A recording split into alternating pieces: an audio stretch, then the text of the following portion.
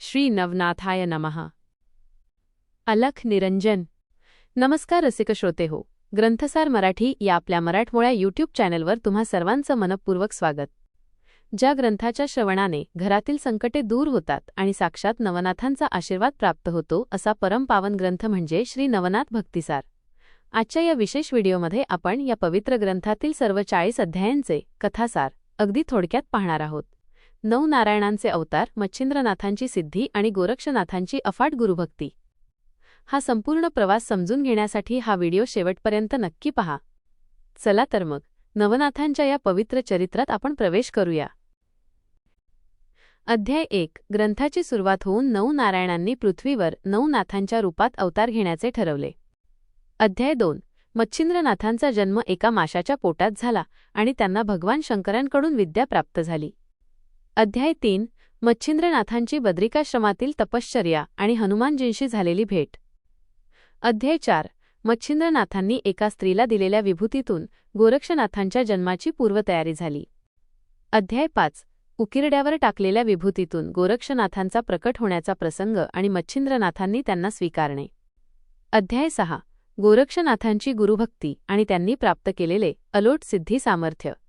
अध्याय 7। मच्छिंद्रनाथ स्त्री राज्यात जाऊन मैनाकिनी राणीच्या मोहात कसे अडकले याचे वर्णन। अध्याय 8। गोरक्षनाथांनी आपल्या गुरूंना वाचवण्यासाठी स्त्री राज्यात जाण्याचा घेतलेला निर्णय। अध्याय 9। मृदंग वाजवून चलो मच्छिंदर गोरख आया म्हणत गोरक्षनाथांनी आपल्या गुरूंना जागृत केले। अध्याय 10। मच्छिंद्रनाथांची मोहपाशातून सुटका आणि त्यांनी गोरक्षनाथांसह केलेले प्रस्थान। अध्याय 11। गहिनीनाथांची निर्मिती कुशाच्या गवतापासून कशी झाली याची कथा। अध्याय 12। गोरक्षनाथांनी गहिनीनाथांना अनुग्रह देऊन आपला शिष्य बनवले। अध्याय 13। जालंधरनाथांचा अग्नीतून झालेला जन्म आणि त्यांची तपश्चर्या। अध्याय 14। राजा गोपीचंदाने जालंधरनाथांचा केलेला छळ आणि नाथांचे धैर्य। अध्याय 15। जालंधरनाथांनी गोपीचंदाला उपदेश देऊन त्याचे गर्वहरण केले। अध्याय 16। गोरक्षनाथांनी मेलेल्या मुलाच्या हाडांपासून त्याला पुन्हा जिवंत केले, तोच चौरंगीनाथ। अध्याय 17। चौरंगीनाथांना हातपाय फुटले आणि त्यांनी प्राप्त केलेली सिद्धी। अध्याय 18। जालंधरनाथ आणि कानिफनाथ यांची भेट आणि त्यांच्यातील आध्यात्मिक संवाद। अध्याय 19। हत्तीच्या कानातून जन्मलेल्या कानिफनाथांचे सामर्थ्य आणि कथा। अध्याय 20। कानिफनाथांनी अनेक राजांना आपल्या शक्तीने वश केले आणि धर्माचा प्रसार केला। अध्याय 21। रेवणनाथांची रेवा नदीतील निर्मिती आणि त्यांनी केलेले आश्चर्यकारक चमत्कार। अध्याय 22। मच्छिंद्रनाथांनी एका मृत ब्राह्मणाला जिवंत करून दाखवलेली प्रचिती। अध्याय 23। वटसिद्ध नागनाथांची कथा आणि त्यांनी नागांना दिलेले अभय। अध्याय 24। चरपटीनाथांचा जन्म आणि त्यांनी सिद्धींच्या जोरावर केलेले लोककल्याण। अध्याय 25। राजा भर्तृहरी भर्तरीनाथ यांचे वैराग्य आणि त्यांनी राजपाटाचा केलेला त्याग। अध्याय 26। गोरक्षनाथांनी सोन्याची वीट बनवून लोकांना मायेचे स्वरूप समजावून सांगितले। अध्याय 27। 9। नाथांनी एकत्रितपणे केलेली तीर्थयात्रा आणि विविध ठिकाणचे अनुभव। अध्याय 28।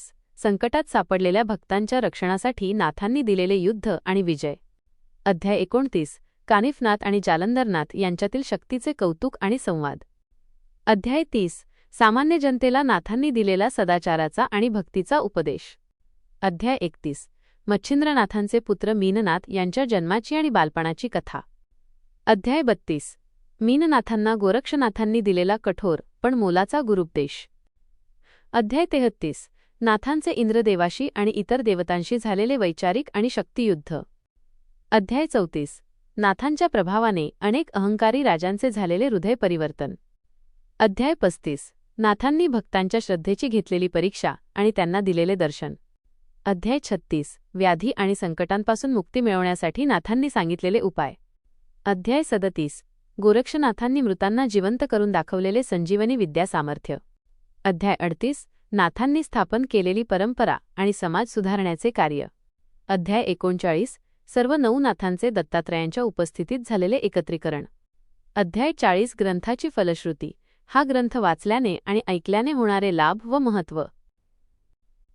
तर श्रोते हो, हे होते श्री नवनाथ भक्तिसार ग्रंथातील सर्व 40 अध्यायांचे संक्षिप्त सार।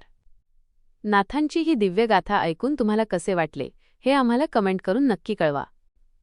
अशाच प्रकारे धार्मिक ग्रंथांचे सार आणि आध्यात्मिक माहिती जाणून घेण्यासाठी ग्रंथसार मराठी या आपल्या यूट्यूब चॅनलला त्वरित सबस्क्राईब करा आणि ही माहिती जास्तीत जास्त लोकांपर्यंत पोहोचवण्यासाठी हा व्हिडिओ शेअर करायला विसरू नका.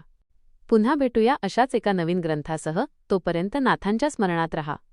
धन्यवाद. अलख निरंजन.